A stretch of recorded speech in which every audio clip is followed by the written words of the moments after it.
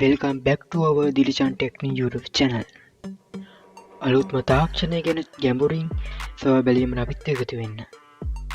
channel එකට කවුරු අලුත් කෙනෙක් ඉන්නවා නම් දැන්ම subscribe කරලා එකතු වෙන්න. Hi guys.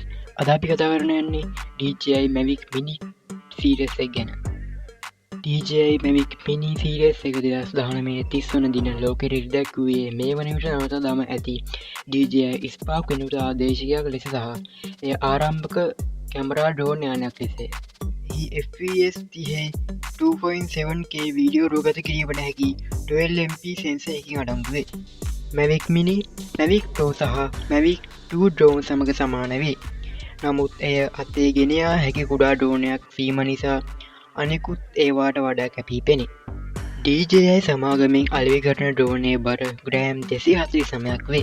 එක්සත් ජනපදය, කැනඩාව සහ එක්සත් රාජධානිය වැනි බටහිර රටවල් කිහිපයක ඩ්‍රෝන් නිරාපදිංචි කිරීමේ රෙකෝඩ් මග හැරීමට මෙම ඩ්‍රෝනය මග සලසලා තිබෙනවා.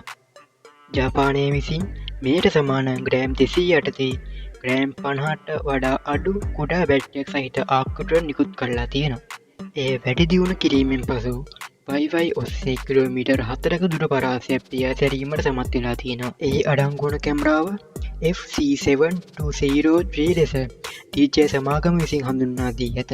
ඉතින් DJI Mavic Mini drone එක ගැන ඔයාලා නොදන්නා දෙයක් ඉගෙන ගත්තා කියලා මම හිතනවා. channel එක subscribe කරලා like ටිකක් දාලා comment එකක් දාලා තවත් කෙනෙකුට බලන්න share කරන්න. නැවත මේ වගේ ටෙච් වීඩියෝ එකකින් හමු වෙමු. ඔබට සුබ දවසක්.